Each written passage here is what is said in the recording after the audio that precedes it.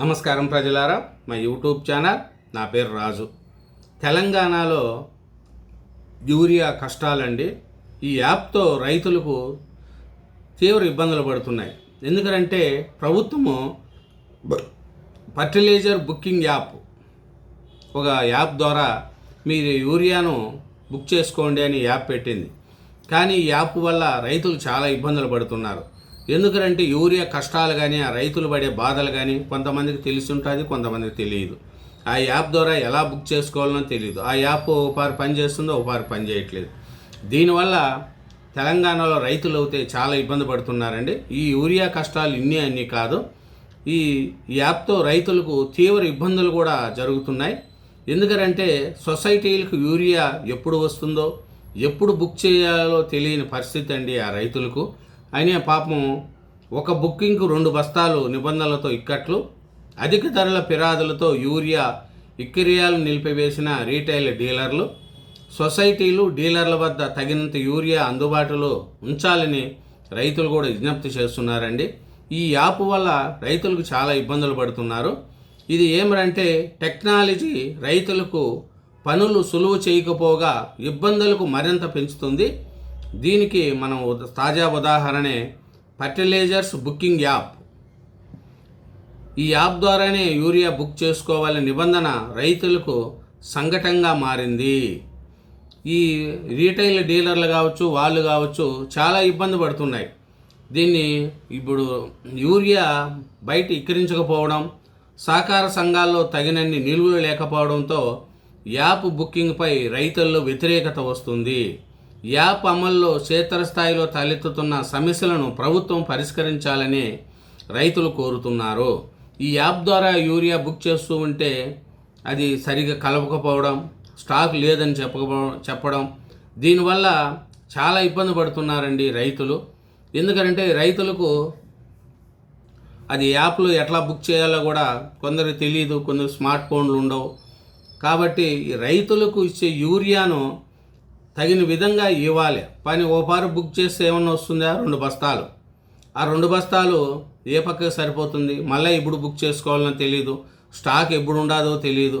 కాబట్టి రైతులు చాలామంది అవస్థ పడుతున్నారండి ఈ యాప్ వల్ల. యూరియా కష్టాలు పాపం చాలా ఇబ్బంది పడుతున్నారు. ఈ యాప్ బుకింగ్పై రైతుల్లో వ్యతిరేకత వస్తుంది. యాప్ అమల్లో క్షేత్రస్థాయిలో తలెత్తుతున్న సమస్యలను ప్రభుత్వం పరిష్కరించాలని రైతులు కోరుతున్నారు. ఫర్టిలైజర్ బుకింగ్ యాప్లో మండలం యూనిట్గా యూరియా కేటాయింపులు ఉంటున్నాయి.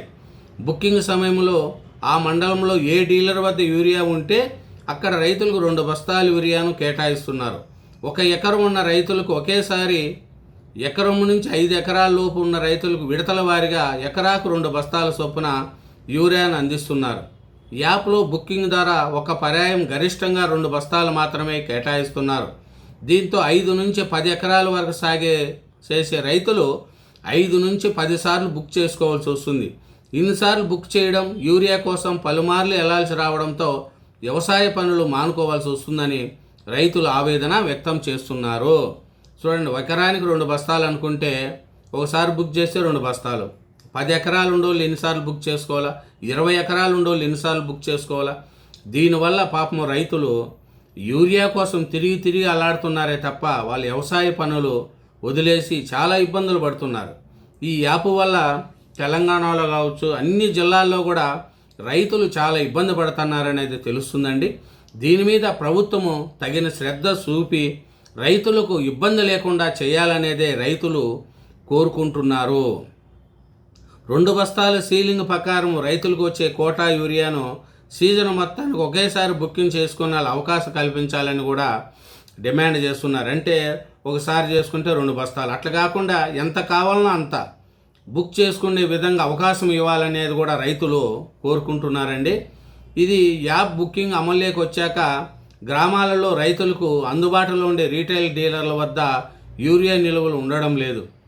ఎంఆర్పి ధర బస్తాకు 266.50 ఉండగా డిస్ట్రిబ్యూటర్ల వద్దనే 20 వరకు అదనంగా తీసుకుంటున్నారని, రవాణా అమాలీ ఖర్చులు మరో 20 రూపాయలు పడుతున్నాయని, దీంతో తమ బస్తా యూరియాను 310కి తగ్గకుండా ఎక్కిరించాల్సి వస్తుందని రీటైల్ డీలర్లు చెప్తున్నారు. అయితే ధర పెంచారంటూ రైతులు వ్యవసాయ అధికారులకు ఫిర్యాదు చేస్తున్నారని, ఆ నష్టాలు ఇబ్బందులు భరించలేక తాము యూరియా విక్రయాలు నిలిపివేశామని వారు పేర్కొంటున్నారు. చూడండి, డీలర్లు కూడా గ్రామాల్లో ఉండే డీలర్లు అది 266.50 పడుతుందంట. అక్కడి నుంచి 20 రూపాయలు, మళ్ళా అమాలి క్యార్జ్ అమాలి మొత్తం 310 రూపాయలు అమ్ముకోవాలంట. ఈ 310కి అమ్ముతూ ఉంటే రైతులు వ్యవసాయ అధికారులకు కంప్లైంట్ ఇస్తున్నారు. కాబట్టి ఆ డీలర్లు కూడా మాకు వద్దు, మేము అమ్మమని ఆ డీలర్లు కూడా చెప్తున్నారు.